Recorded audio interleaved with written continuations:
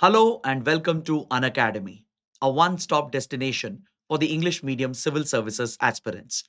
A very good morning and welcome to the most comprehensive Hindu analysis on YouTube. So let's start our discussion by first looking at the topics that we are going to discuss.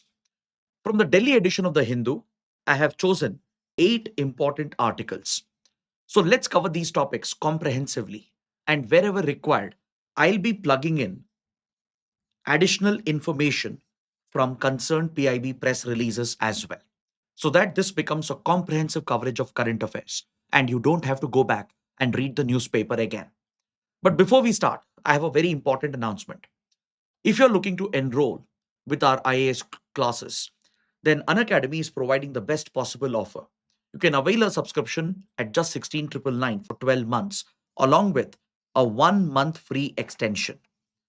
This offer will end tonight, and I'm told from tomorrow the prices will increase to 24,999. So those of you who are interested, enroll immediately by checking the link provided in the description. On the subscription page, you might see a different price, but to avail the discount, you have to enter the code IAS English. And also, as part of our ongoing NCRT series on our YouTube channel, today Mukesh sir would be taking up a session on permanent and local winds at 7 p.m. right here on our YouTube channel. So do ensure you attend this session live. With this, let's get started and look at the first article. On page number 10, The Hindu has published an article that focuses on India's education reforms and the challenges that lie ahead for the Ministry of Education. In the context of the recent student protests, the Ministry of Education has been in the limelight. Following the protests, Education Minister Dharmendra Pradhan finally stepped down, and the new Education Minister Prahlad Joshi has just taken office.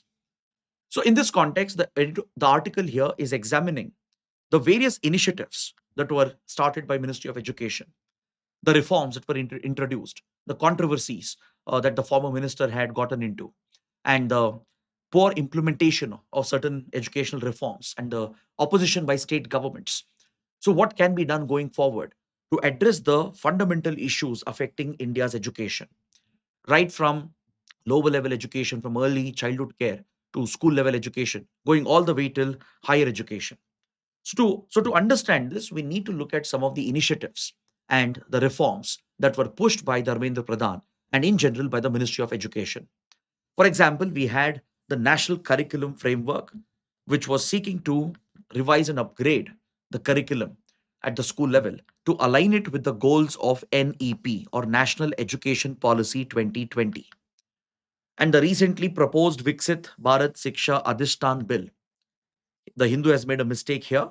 It is VBSA, Viksit Bharat Siksha Adhishtan Bill, which seeks to replace UGC and other regulators and to create a apex body for education in the country. This has raised a lot of concerns with regard to heavy centralization of India's education system. Then schemes like PM Shri and the push by the center for implementing the three-language formula and allegations of Hindi imposition, mainly raised by opposition ruled states, particularly by Tamil Nadu, and also the focus on teacher training. So, all these policies and reforms and initiatives of the Education Ministry are being discussed in this article. So, let's start with the National Curriculum Framework. Under the National Curriculum Framework, 4 separate curriculums were being devised by the Ministry of Education. One focusing on early childhood care and education, another one focusing on school education, then on teacher education, and as well as adult education. So, this was an attempt to revise and upgrade the curriculum which is taught to our students. It was an initiative led by Ministry of Education along with NCRT. So, the goal was to align the new curriculum with the vision and the priorities outlined under the NEP, or National Education Policy 2020. But however, the upgradation of the curriculum has generated a lot of controversy and criticism. For example, if you look at how attempts were made to erase certain parts of history, some critics called it an attempt to sanitize India's education and to narrate one version of education and history which aligns with political agendas. For example, the removal of references to beef eating in ancient India, or the removal of references to the Mughal era, introduction of controversial topics, and even the attempt to cover up the dancing girl figurine from the Indus Valley civilization, which triggered a huge controversy over moral policing by NCERT. So, all these controversies that have erupted again and again with regard to upgradation of syllabus and the curriculum has brought in some pressure on the government of India. And the Ministry of Education has a lot of introspection to do as to what should be the right curriculum. Because the NEP does have some visionary goals, it does have some good goals that are laid out for the education system. But aligning the curriculum will call for a transparent and honest introspection. And that is something the new education minister should be trying to focus upon. Then you have the Nipun Bharat initiative that was rolled out post pandemic, because surveys after surveys have shown poor learning outcomes and poor foundational literacy and numeracy amongst our school children. I'm sure you must have heard of surveys such as the ASR, or the annual school education report, brought out by an NGO called Pratham. Then we have the Parak report. These surveys conducted by voluntary and NGO organizations, they've repeatedly pointed out that our school children, they cannot solve basic numeracy problems, basic arithmetic problems, including addition, subtraction, division, etc. They can't read a basic school level textbook. Even a grade 5 student or a grade 7 student are struggling to read a grade 2 textbook, or they're struggling to solve a grade 2 or grade 3 numeracy problems. So this pointed towards fundamental issues in our foundational literacy and foundational numeracy skills. This was aggravated post pandemic. Because of the pandemic year and the disruption caused in education, learning outcomes had taken a direct hit. So Nipun Bharat initiative was launched, and this initiative did result in some improvement in learning outcomes. Studies have shown, according to the ASR report, foundational literacy and numeracy skills slightly improved, especially amongst grade 5 students, grade 2 students. Better learning outcomes were registered. But however, a lot more needs to be done, because even now, less than 25% of the students in the country can read a grade 2 text, and grade 5 levels, their learning levels has remained as it was in the pre-pandemic era. So there is still a lot of scope to take this initiative forward. And the article is urging the education ministry to consider a new edition of Nipun Bharat, a second edition to plug the implementation gaps and focus on basic literacy skills, numeracy skills, and math skills, which could significantly improve the learning outcomes amongst our students. Next, we have the NPST, National Professional Standards for Teachers, which was an initiative pushed by Dharmendra Pradhan himself. This initiative has not been completely implemented as of now, but it does have promise to professionalize teacher training and teacher standards in the country. It proposed an assessment and classification criteria to categorize teachers as proficient, expert, or advanced. And the education ministry was also championing a mentorship initiative, the National Mentoring Mission, to expose younger teachers with less experience to experienced teachers and mentors who could guide them and mold and groom them. Because the country has more than 1 crore teachers, and without the right skills, without the right pedagogy, then the learning outcomes are bound to suffer. So the education ministry had set its sights on the right objectives, the right agenda. But the thing is, it has not been fully implemented.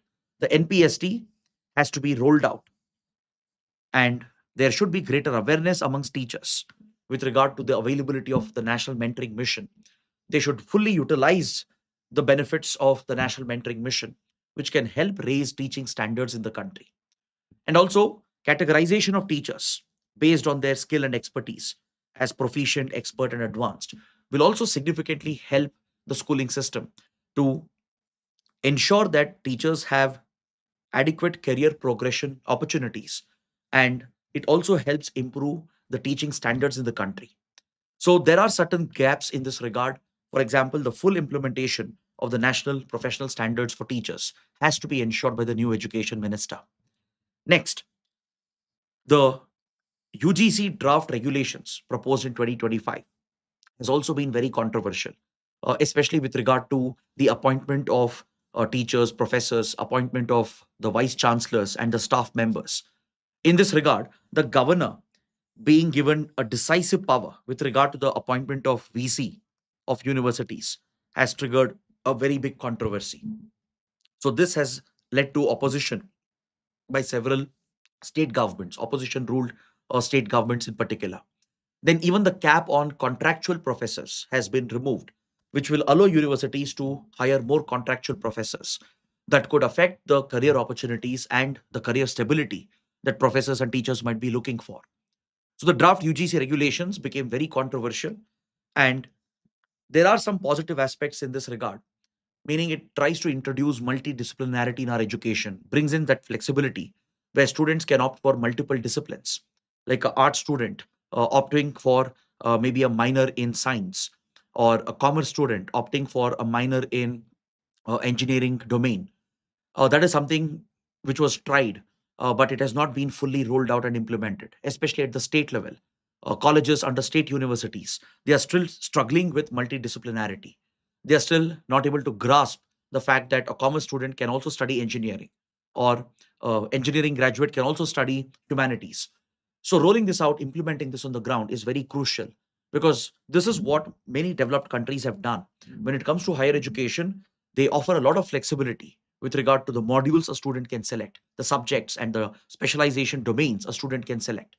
So, multidisciplinarity is believed to bring better results and better learning outcomes and career prospects in higher education.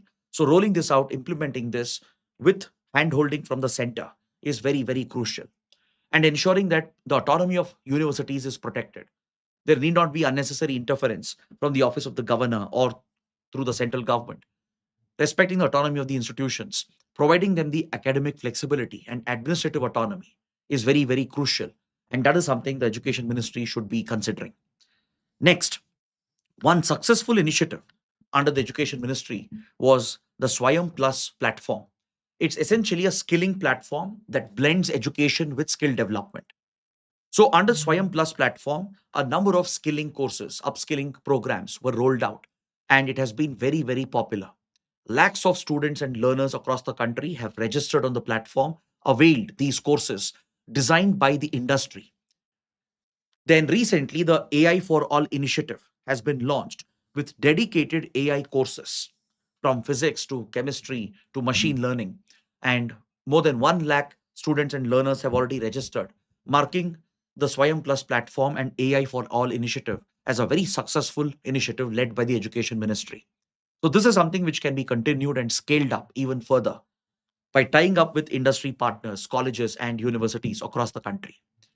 Then we have the controversy surrounding NEP adoption and how the government has been trying to push certain goals under the NEP, and how it has generated opposition from the state governments.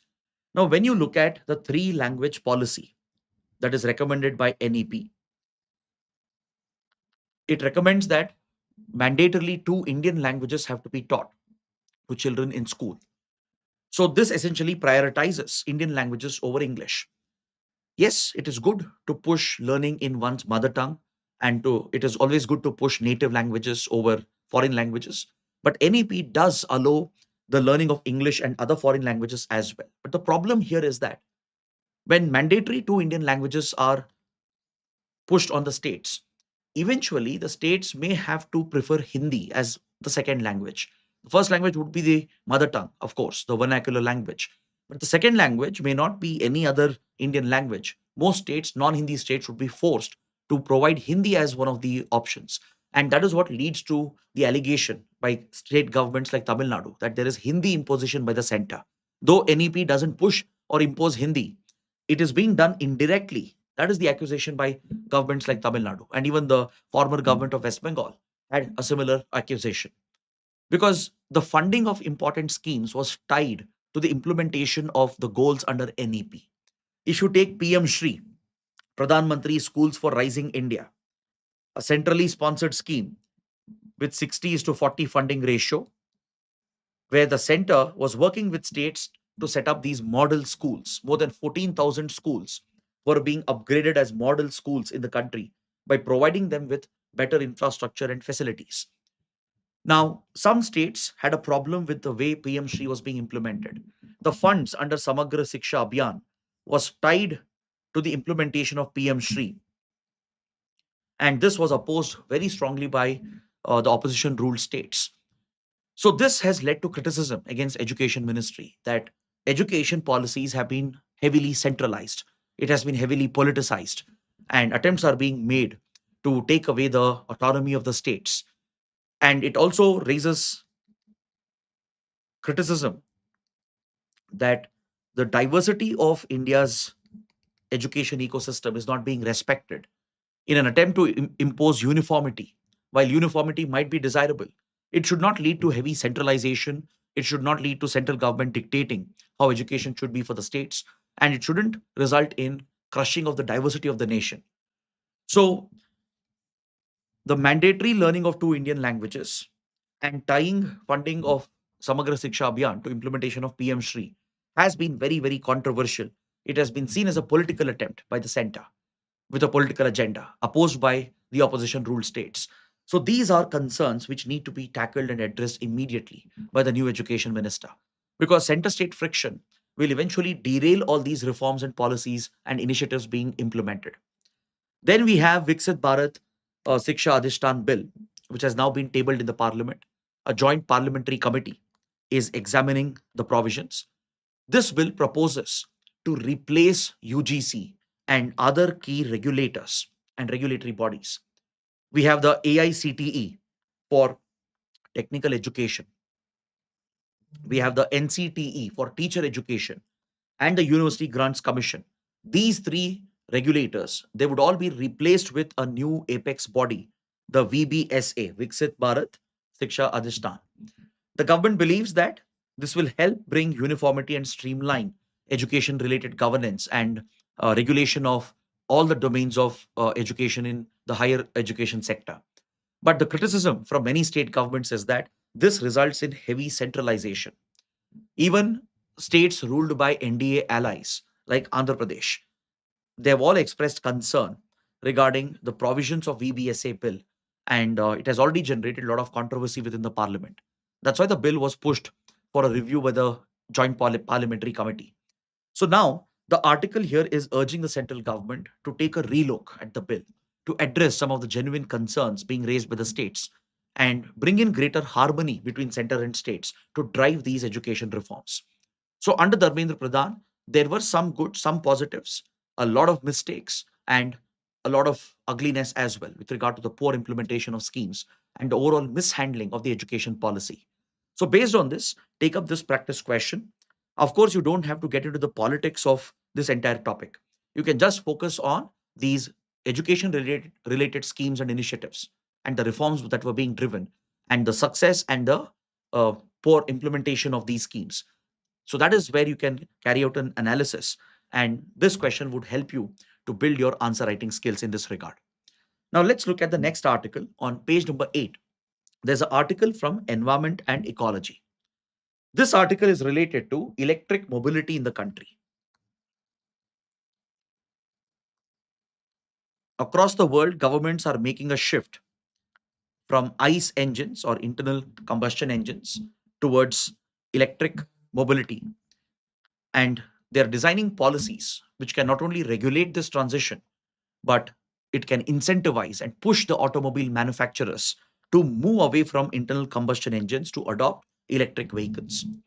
So, when it comes to automobiles, there are two important criterias. One is efficiency of the vehicle, that is with regard to fuel efficiency, or in common terms, mileage, right? How efficiently it can use the fuel. And second would be emissions, which contributes to air pollution, contributes to global warming. So, when it comes to the automobile sector, these are the two primary quality concerns. One is efficiency with regard to fuel consumption, and second is the extent of emissions and the composition of the emissions, which can have a detrimental environmental impact.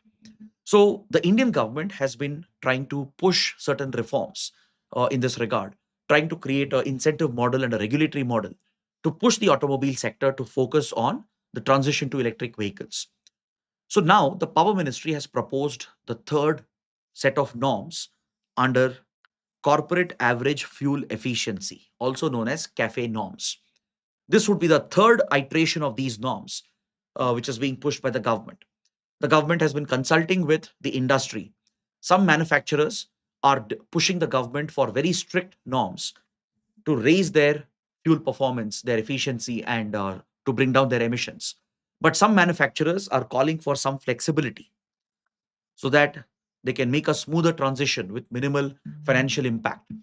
Because to drive fuel efficiency and to bring down emissions, large scale investments will have to be made by automobile manufacturers.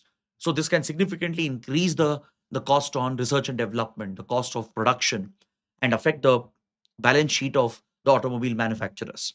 So some factories and companies are pushing for higher standards, whereas some are calling for certain relaxations and flexibility. So it is still in the draft stage. So let's examine what are these CAFE 3 norms and how does it align with global best practices, and where does India stand with regard to transition towards electric mobility. When you look at the CAFE norms, it has its origin in the United States in 1975. It was introduced by the US government to promote fuel efficiency in the backdrop of the 1973 oil crisis. In West Asia, following the Yom Kippur War, the major oil producing and exporting nations led by Saudi Arabia, they imposed a oil embargo, an oil blockade, because Western countries like US were supporting Israel in the Yom Kippur War. This led to a serious oil shortage, a major oil crisis that affected the global economy and especially the Western economies. So, following this oil crisis, the US started prioritizing fuel efficiency to reduce its dependency on West Asian oil imports. So that's when the CAFE standards were introduced for the US automobile industry, and this became a global standard as well, where fuel efficiency became the top priority. So as a result, car manufacturers, automobile manufacturers, they were forced to shift towards smaller vehicles because previously the focus was on better looks, better performance as compared to fuel efficiency. There was a trend of building larger vehicles, which were consuming more fuel, which were less fuel efficient. So, following the introduction of CAFE norms in the US in 1975, the entire car and automobile industry started focusing on small car manufacturing. And this is where Japanese companies made a massive profit. Japanese companies led by Toyota and others, they managed to pioneer this domain of smaller automobiles to reduce the weight of the vehicle, the size of the vehicle, to increase fuel efficiency, to meet the new regulatory requirements. So, as a result, the smaller vehicles with better technology, with better efficient engines, brought in more efficient combustion, efficient utilization of fuel, and thus it started reducing the pressure on oil imports, especially for dependent countries that rely on oil imports. Relying on fuel efficiency norms is one way to cut oil imports and ensures environmental concerns are also addressed. Now, when you look at what China has done something remarkable. See, initially, China started out with a fuel efficiency norm to push the industry to ensure better mileage and better fuel utilization. But after tackling severe air pollution, smog, and also because of the climate change commitments, China has now introduced a dual credit system. In China, the automobile manufacturers, they are incentivized and rewarded through a dual credit system. One, they have to abide by the CAFE norms, the corporate average fuel consumption standards.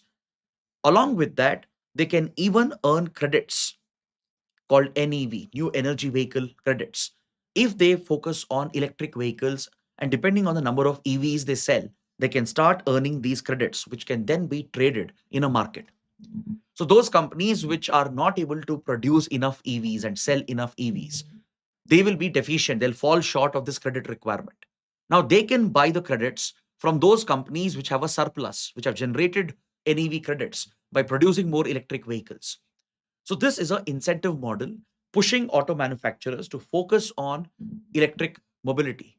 And at the same time, it imposes very strict fuel efficiency requirements on the automobile manufacturers.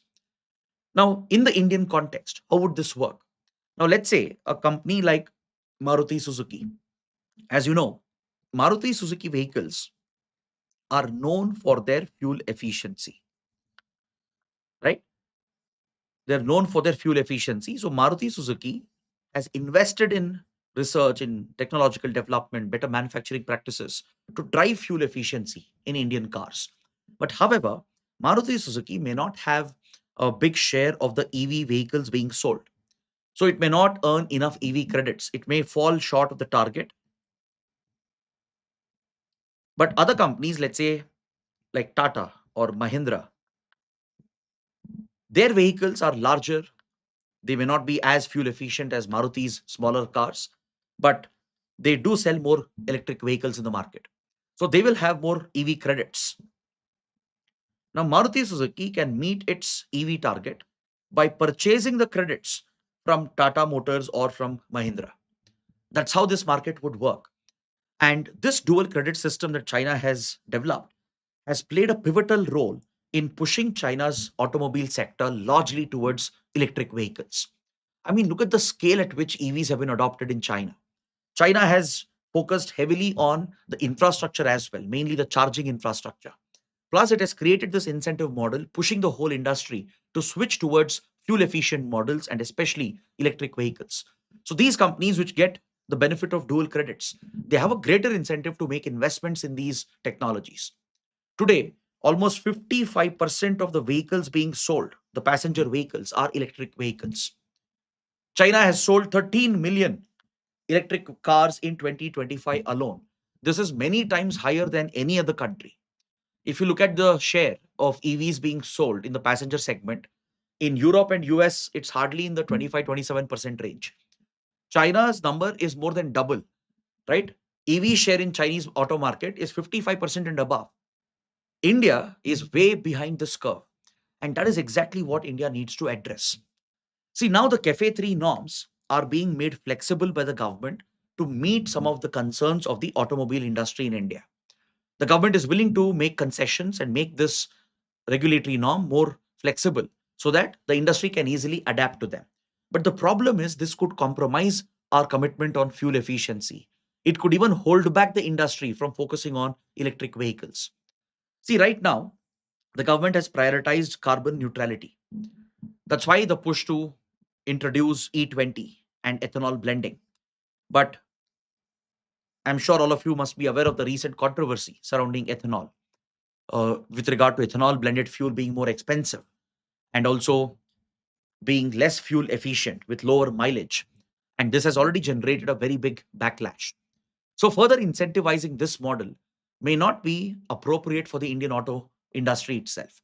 Given India's import dependency, given the global oil supply shortage and crisis because of the Iran war and sanctions against Russia, it is very critical for India to incentivize auto sector just like how China has done a dual model where you support fuel efficiency with regard to internal combustion engines. At the same time, you push greater adoption of electric vehicle technology as well by creating a dual incentive model.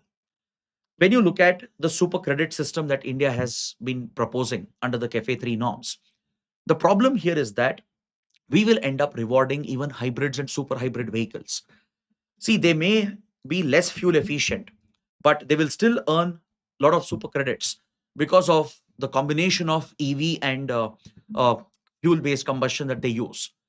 So, those car manufacturers who still rely on fossil fuels, right, with a small implementation of electric motors in their hybrid vehicles, they can earn more credits, creating this skewed model where you're not going to support the actual EV vehicles, but you'll end up supporting more of these hybrid vehicles. And that could create an imbalance that could affect our eventual goal to transition towards a EV mobility market. Then also, if you look at the credit trade mechanism, see, the CAFE norms are brought out by the Bureau of Energy Efficiency along with Ministry of Power and other concerned stakeholders. Even the Ministry of Heavy Industries, everyone is a part of drafting the CAFE 3 norms. Now, the Bureau of Energy Efficiency will act as the seller of these credits, meaning India is not looking at creating a market model, right? In other countries, you have a market model where the market will determine the price of the credit, and that becomes a very big incentive for companies investing in EV, which earn more EV credits, right? They can fetch a higher price if there is a demand based market. But in India, the Bureau of Energy Efficiency will be the custodian of the EV credits of the car companies. It will simply sell it to other companies which are in deficit. So it's going to be just a seller and it may not fetch the best price. So it will not create the right incentive for those companies like, let's say, Mahindra or Tata Motors to make further investments in EV technology. Because if other companies like, let's say, Maruti Suzuki, if they are selling more vehicles in the market because their cars are more fuel efficient and they're making lesser investments in EV, they will simply buy the deficit EV credits through the seller, that is the Bureau of Energy Efficiency, and they will not have the pressure and the compulsion to pay higher prices for buying these credits. But if you had a market linked credit trading system, then the demand would determine the prices, and accordingly, the companies investing in EVs can fetch better prices for their EV credits. That becomes a great incentive model. So these gaps, they need to be fixed according to the article here.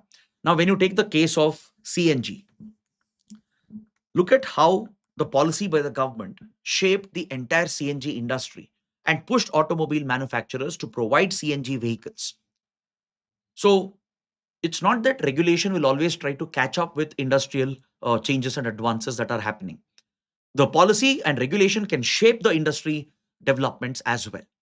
So if the government comes out with better CAFE 3 norms and introduces a EV credit system which is market linked, which is demand driven, then you will create a incentive model that will actually encourage auto manufacturers to focus on electric mobility. Or else we will continue to remain in this trap where we will neither make a transition towards electric mobility and nor we will reduce our dependency on oil imports, right? So that is what we take away from this article. So please take up this practice question. Weak fuel efficiency norms, they risk keeping the country dependent on imported oil. Now coming to the next article, there's an editorial on page number 8 that provides an assessment of the US Saudi civil nuclear deal that was recently announced by President Trump. We have already covered the topic, so I'll not waste much of your time. I'll just provide you one key assessment that is being presented in this editorial. See, US and Saudi Arabia announcing this civil nuclear deal comes at a very wrong time. The timing couldn't have been worse. This again shows the lack of diplomatic foresight, farsightedness, and diplomatic tact on the part of Trump's administration.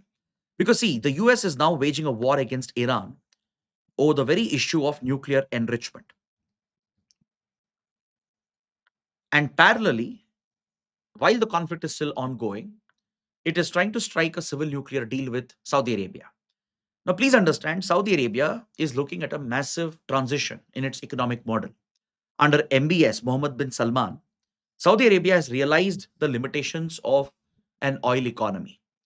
Eventually, as the world moves towards electric mobility and clean renewable sources of energy, demand for oil and fossil fuels is likely to decline over the decades. So, Saudi Arabia is preparing for this eventual transition. Today, under MBS, Saudi Arabia is investing heavily in tourism. It is investing heavily in alternate fuels. It is investing heavily in mega projects and mega cities. It's basically trying to replicate the UAE model, the Dubai Abu Dhabi model, and it's trying to focus on critical emerging technologies, including artificial intelligence. It wants to emerge as a data center hub. And along with that, Saudi Arabia is also focusing on nuclear energy. Because, see, right now, Saudi Arabia uses a significant part of its oil and gas for power production.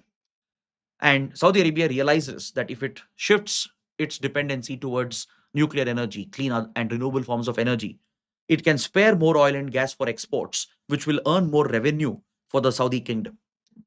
So Saudi Arabia has a very clear objective to keep all its oil wealth and fossil fuel resources for exports purely, while its own economy domestically will shift towards clean renewable sources and even nuclear energy. So this is where US could be a partner. US could assist Saudi Arabia in supplying nuclear technology, nuclear material. But the concern here is, will US set up nuclear enrichment facility in Saudi Arabia? Because it's a well-known fact that Saudi Arabia has always seen nuclear weapons as an ultimate insurance for its security. Saudi Arabia projects itself as a leader of the Sunni world, and it faces a major threat from Iran, a Shia Iran. And it also feels threatened by Israeli aggression, which has increased in recent years. Though Saudi Arabia and Israel had been working in the back channels, mainly because of their partnership with US, ever since the Gaza war, ever since Israel started attacking other countries in the region, Saudi Arabia feels threatened by Israeli aggression. In fact, Saudi Arabia was all set to sign Abraham Accords few years ago. It was about to recognize Israel, set up diplomatic relations with Israel. Because under President Joe Biden, US also had offered a similar nuclear deal based on one condition, that Saudi Arabia should sign the Abraham Accords. The Abraham Accords that were championed by Donald Trump in 2020, through which Arab nations like UAE, Bahrain, they signed Abraham Accords and recognized Israel and set up diplomatic relations with Israel. Later, even African countries like Sudan and Morocco were pushed by Donald Trump to recognize Israel and set up ties with Israel. So before 2023, before the October 7th attack by Hamas, Saudi Arabia was on the verge of recognizing Israel and probably signing the Abraham Accords in return for civilian nuclear cooperation by the United States. At the last minute, the deal fell apart. Why? Because after the Gaza war began, Israel was accused of using disproportionate force, targeting Palestinian civilians, and it made it difficult for Saudi Arabia to recognize Israel. And now Saudi Arabia perceives a threat from Israel as well, given Israeli aggression and its blatant attacks on sovereign nations in the region. And given the fact that Iran has held out against the American Israeli attacks, Iran is likely to accelerate its nuclear program in the coming years and decades. Saudi Arabia will always see nuclear weapons as an ultimate insurance. So, if nuclear enrichment facilities are being set up in Saudi Arabia with American support, there is always a risk that Saudi Arabia could divert the technology.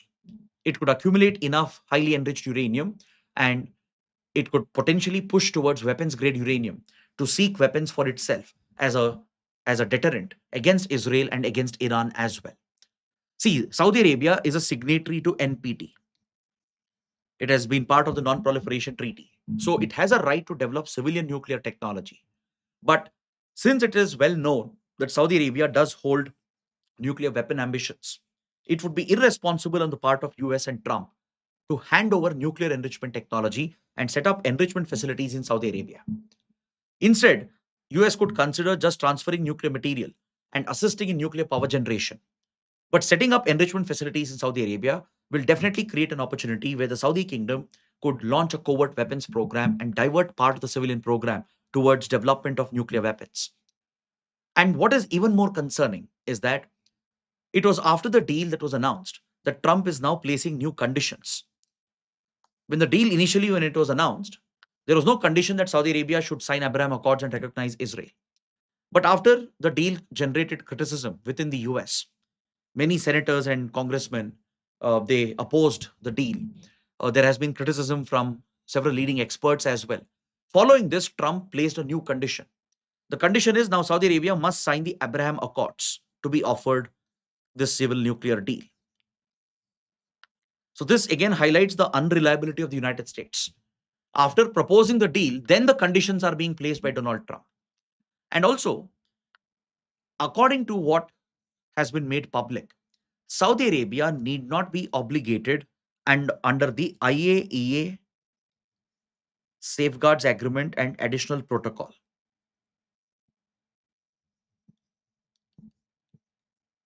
See, it is under the IAEA Safeguards Agreement and Additional Protocol that nuclear facilities can be inspected by the International Atomic Energy Agency.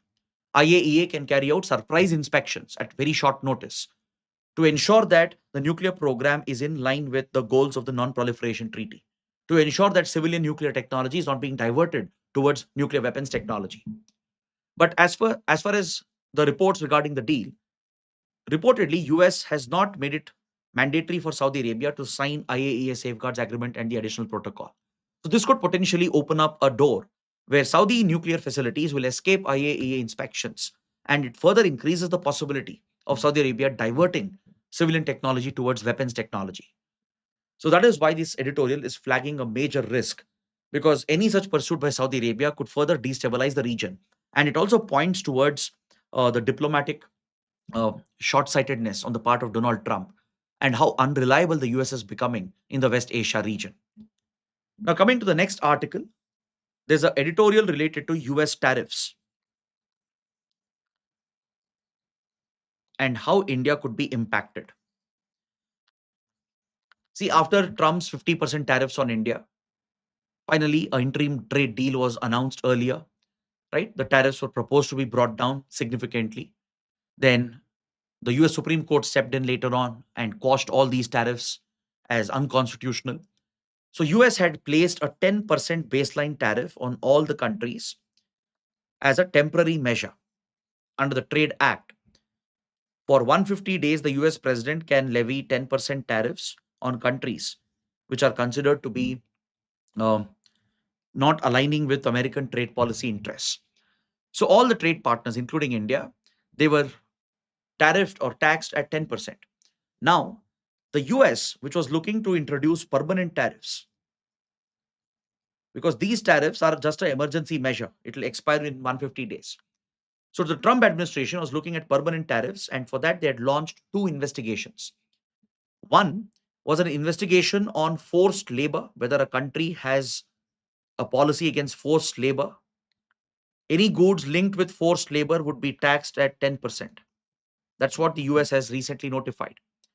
The second investigation opened by US against its trade partners was whether countries were building excessive capacity to deliberately increase their exports into the US. Now, the second investigation remains ongoing, but the 10% tariffs with regard to forced labor will apply on all American trade partners, including European Union, Japan, India, and many others. But the thing is, the close partners of US, they already have a trade deal that was recently worked out with the Trump administration. You take European Union, for example, or Taiwan, or Japan, or South Korea, they've all struck trade deals. And even if, let's say, their goods were to be linked with forced labor, the total tariff that US will levy on these countries will be fixed at 10%. In the case of India, which is now hit with 10% tariffs, this is still fine. This is seen as a big win compared to the higher tariffs against other countries. Most countries are even looking at tariffs of 12.5% and above. So 10% is still a win for India. But India and US don't have a trade deal as of now. Unlike Japan, unlike European Union, unlike Taiwan, unlike South Korea, we don't have a trade deal with the US. Maybe US is trying to use this as a leverage. It is trying to use the ongoing investigation with regard to excessive capacity and the permanent 10% tariffs with regard to forced labor, using this through blackmail India, threaten India, push India into a trade deal, which could be unfavorable for Indian exports. That's why the editorial is urging the Indian government to not fall under Trump's pressure, to not be in a rush to work out a trade deal with the US. Yes, 10% tariff, which is comparable to the tariffs on EU, Taiwan, Japan, etc., is a big win for India. It is better than 12.5% tariffs. India escaped this by basically issuing a notification that we will not allow forced labor in our manufacturing. We will not allow forced labor linked goods to enter India. That is what led US to give this reprieve to India. But however, you can't really enforce this. Let's say we are procuring goods from Malaysia, from Indonesia, Vietnam, China. Do you think those countries will allow our inspectors to check whether goods were produced with forced labor, which is impractical, right? So if India were to rush into a trade deal, then there is a possibility, a risk that the US could leverage its advantageous position and push for higher tariffs on India or seek more concessions from India. That's why the editorial is urging India to hold back, to wait and watch, and wait for some stability to kick in American trade policy. Because under Donald Trump, the trade policy has been shifting and changing almost every day, almost every week, every month. There are new shifts. So there's nothing reliable from the American side. So the present 10% tariff could be good and beneficial for us. So we can ensure that we drag and continue with this tariff mechanism without attracting any additional tariffs or without being forced into a unnecessary trade deal. Then coming to page number 10, there's an article focusing on the National Investment Policy for Urea 2026, a very important fertilizer policy that was recently approved by the Cabinet Committee on Economic Affairs, that is chaired by the Prime Minister of India. As you know, urea is a key fertilizer, especially for the ongoing Kharif season. Urea is very critical, but there is a supply shortage and a supply risk associated with urea because we do have a certain import dependency when it comes to urea.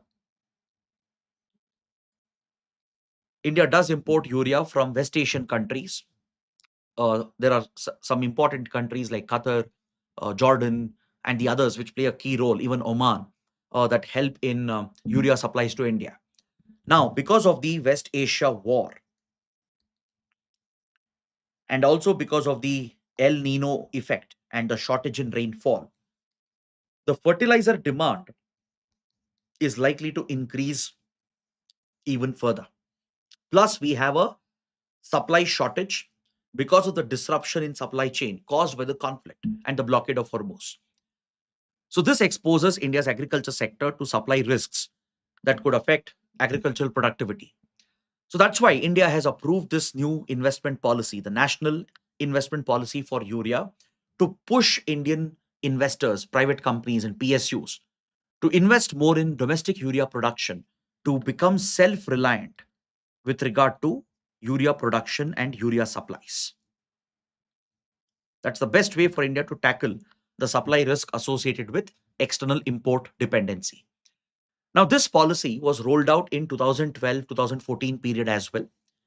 Back then, around 6 new urea manufacturing units were set up, mainly led by public sector units, which entered into joint ventures with private firms. And today we have a total of 33 major urea producers in the country. So India is now producing roughly around 269 to 314 lakh metric tons of urea. But the domestic demand is significantly higher than this. The domestic demand for urea is in the range of 370 to 400 lakh metric tons. So there is a clear mismatch between what we produce domestically and what is the actual demand in the market. Especially in El Nino season, there would be a much higher demand, and that is the gap we are plugging with imports. So without urea imports, Indian agriculture takes a direct hit. So to plug the import gap, the National Investment Policy for Urea will promote further investments to drive domestic urea production so that we can plug the gap, we can plug this import gap and ensure that subsidized urea fertilizer is made widely available to our farmers. When you look at the fertilizer subsidy policy, the maximum subsidy is with regard to urea fertilizers. India provides a total subsidy of 2.17 lakh crores with regard to fertilizers. Out of this, almost 1.42 lakh crore subsidy goes for urea fertilizers. The rest goes for phosphorus, potassium, and organic fertilizers. So the urea fertilizer subsidy is the biggest share and the biggest component. Now the government delivers this through direct benefit transfer, where at the retail shops, POS systems are set up, and the beneficiaries, the targeted beneficiaries, they have to prove their identity with Aadhaar card or voter ID card and their Kisan credit card, and they are eligible to buy subsidized urea fertilizer from the retailers. So now Since the entire delivery system is set up, the only issue we need to address is the shortage in domestic production, which does not match the demand, and our import dependency. So, for that, increasing domestic production is the only way forward. And that is why the National Investment Policy for Urea is driving fresh investments to set up new urea production facilities so that we produce the required urea to match the domestic demand. So, this will bring in an element of self sufficiency for Indian fertilizer sector. Then, coming to page 15, there's a survey conducted by a private consulting firm focusing on India's data center capacity. It's just a quick update on India's data center capacity. See, today the demand for data centers is rising massively. In India, we have more than 1 billion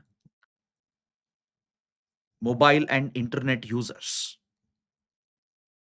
That itself creates massive volumes of data, which requires data centers to store and process all the data. Then look at the scale of UPI transactions that are happening. With regard to UPI, on a monthly basis, we have 22 billion transactions being recorded, which is the largest in the world, one of the largest at least. So, when you look at the scale of India's digital economy, it is massive. India's digital economy already accounts for nearly 12% of our GDP. It is valued at 32 lakh crores, accounting for 12% of our GDP. So, given the scale of digital transactions happening in the country, the number of mobile internet users, the scale at which AI is also being adopted, the demand for data centers is likely to increase multiple times, exponentially. So, according to this new study, India's data center capacity will jump to 12 gigawatts by 2030.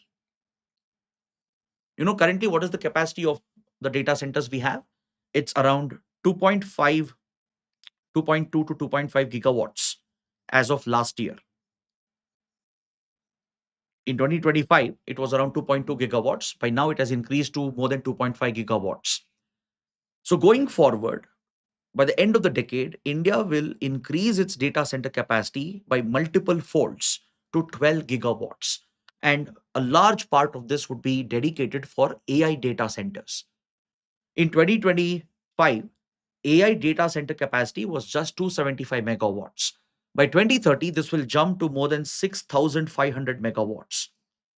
So, this points towards the massive adoption of data centers and the focus on AI technologies as well. Now, coming to the prelim section, let's take a quick look at the small articles. On page number 16, we have this article that refers to the Golan Heights that's located over here in the Levant region of West Asia. The Golan Heights is a piece of territory, a contested territory that belongs to Syria, but it has been illegally occupied and annexed by Israel. In 1967, during the Six-Day Arab Israel War, Israel managed to invade Syria and it occupied the strategic Golan Heights located next to the Sea of Galilee. So, since then, Israel has stepped up its occupation, it has annexed the entire Golan Heights territory. By 1980s, it had completed the entire annexation of Golan Heights. Now, there is a demilitarized zone over here where Israeli and Syrian armed forces they kept a distance from each other. But in the ongoing conflict in West Asia, Israel has again resorted to military aggression in Golan Heights. It has even occupied the demilitarized zone. It has even carried out major military strikes, including insertion of special forces, covert operations, and targeted aerial strikes, aerial bombings inside Syria's territory, even far beyond the Golan Heights. So, this has raised tensions and concerns as to how blatantly Israel has violated Syria's sovereignty. So, the new Syrian government, under its leader Ahmed al Shara, has suggested that Syria will work with Israel, will negotiate with Israel to find a solution and to maintain peace and stability with regard to the Golan Heights issue. So, Golan Heights remains under Israeli occupation and annexation. Syria continues to claim it, and the recent aggression by Israel has raised even more security concerns. And that's why the Syrian president Ahmad al Shara has stated that he will be seeking security guarantees from Israel, that Syria might consider signing an agreement with regard to how the Golan Heights issue would be managed. So please be aware of the location of Golan Heights and its brief past, brief history. Now, during the 6 day Arab Israel war, Israel captured few other territories as well. Now, can you find out which are the other captured territories? It took a piece of territory from Egypt. It also took few territories that were with Jordan. So, can you please mention which are those other territories that Israel captured in 1967 during the 6 day war? And please mention that in the comments. Coming to the last article for today, on page 16, there are few places in news from Sudan. As you know, Sudan is going through a brutal civil war between the Sudanese armed forces led by the Sudanese army and a paramilitary militia called the RSF, or the Rapid Support Forces. In this conflict, the RSF is accused of committing a genocide by targeting the non Arab Africans. Even the Sudanese armed forces have been committing brutal atrocities, and the country has essentially been divided and split, with part of Sudan under RSF's control and other part of Sudan under the Sudanese armed forces control. So, with regard to the ongoing conflict, places like Khartoum, El-Obeid, and the Kordofan region is in the news. Now, let me show you the map where these locations are present and why this development is important. See, this is Khartoum, the capital of Sudan. This is the major city of El-Obeid. Both these cities are linked with the Sadarat highway. Now, when you look at the map of Sudan, here you have the Kordofan region in central Sudan. This is largely under the control of Sudanese armed forces. Even the eastern parts stretching towards the Nile, this area is largely under the control of the Sudanese armed forces. Whereas the western part that you see here, the Darfur region, this is largely under the control of the RSF, the Rapid Support Forces. It is alleged that RSF receives direct covert backing from UAE. Allegedly, UAE is funding RSF, supplying arms, weapons, and drones. And experts say that this is part of UAE's strategic influence in the region and even to corner the resources of this region, including the gold deposits in Darfur. Now, RSF has been accused of brutal atrocities, including a genocide. So, RSF had captured the strategic Sadarat highway, cutting off El-Obeid from Khartoum. So, now the Sudanese armed forces have gained the control back over Sadarat highway and pushed back the RSF towards the Darfur region, towards western part of Sudan. So with the Sudanese armed forces gaining control of this strategic highway, the cities of Khartoum, the capital, and El-Obeid are now connected again. And this could be a decisive shift in the ongoing conflict. This gives an advantageous position for the Sudanese army to now target the RSF and regain further control towards the Darfur region as well. So that is the big development. So please be aware of these locations, places like Khartoum, El-Obeid, the Kordofan and the Darfur region, and the Sadarat highway. So with this, I conclude my discussion for today. If you like the session, do support us with your likes and comments, and do let me know what you think about the kind of topics that we are discussing. So the purpose here is to ensure a comprehensive coverage, covering prelims related facts, mains related analysis, so that this should be a one-stop destination for your current affairs problem. So I hope the classes were helpful and beneficial. Do let us know in the comments, and don't forget to subscribe to our channel. Thanks for watching.